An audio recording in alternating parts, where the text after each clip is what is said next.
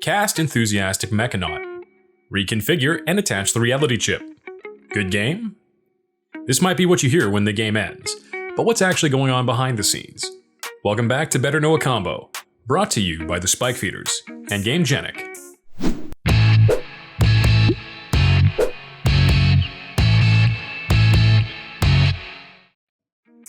How does it work? Great question.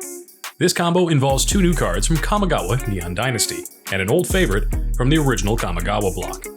We'll be using Enthusiastic Mechanaut for its artifact spell cost reduction ability, and the reality chip for the text. As long as the reality chip is attached to a creature, you may play lands and cast spells from the top of your library.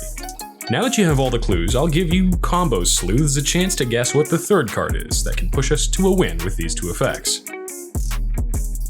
If you said Sensei's Divining Top, you win the prize.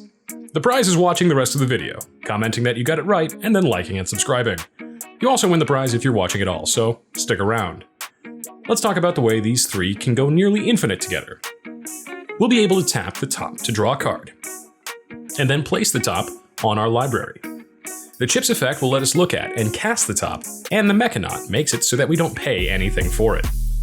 All in all, a pretty great way to draw our whole deck, and get the storm count up as high as our remaining deck can support.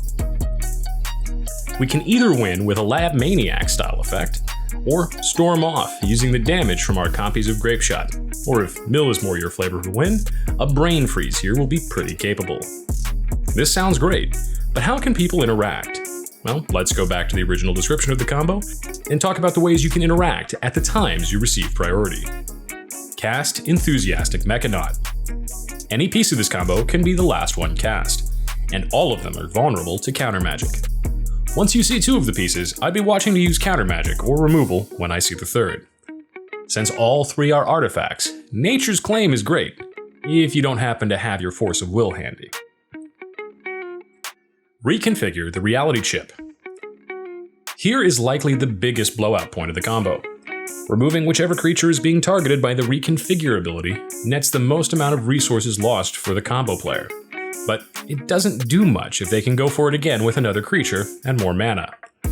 If your removal allows you the luxury of split second, like a Corrosive Grip targeting the chip, this is a good spot to spend it. After this, we're going to be looking at worse and worse situations. Activate Sensei's Divining Top. At this point, we're into the core of this combo's loop. Once this starts resolving, we'll only have the same recurring options. A niche piece of interaction to use here would be Silence, stopping them from casting the top from their library. Waiting for this point allows for your other opponents to spend their interaction first, as they're unlikely to do so later for reasons we'll chat about. Cast Sensei's Divining Top. While this technically is also a spot for removal or counter spells, if things get this far, something has likely gone wrong. The combo player has a new option in hand, and this will only become more true as this loop progresses. Given the style of the combo, some cards we can expect them to draw as they go along include combo protection effects like Flusterstorm, Force of Negation, and even Red Elemental Blast, all of which make it progressively more difficult to interrupt the combo, and likely mean that unless the combo player is out of mana, that their chosen win card will probably make it to the battlefield or stack without issues. Sometimes you're not playing reactive spells like that, and prevention is going to be the best medicine. How can we prevent this from happening in the first place? How can we shut them down? This combo requires the controller to tap to activate an ability of an artifact. Things like Root Maze and Blind Obedience will interrupt the top activations, and Null Rod and Stony Silence will prevent them from happening altogether. Collector Oof can also laugh all the way to the bank. You can also prevent the draw from happening with Spirit of the Labyrinth, which will usually prevent the player from winning. This combo requires the controller to cast a lot of spells. Cards like Rule of Law are great for shutting this down. You can also use Draneth Magistrate to prevent casting off the top of the library, leaving their combo engine sputtering. Alternatively, your Mystic Remora and Rhystic Studies triggers will happen each time the top is cast, potentially getting you to a counterspell before the combo player. Taxes.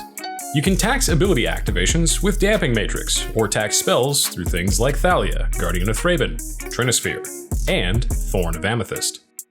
Just because the Mechanaut lets them cast top without paying its mana cost, doesn't mean we can't increase that cost again.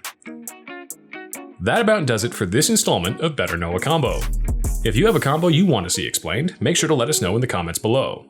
Check out our TCG player link if you want to add this 3-card pop-off to your favorite blue-red deck. And ring the bell if you want notifications for our future videos. We'll catch you folks next time. Hey, thank you for checking out the Spike Feeders on YouTube.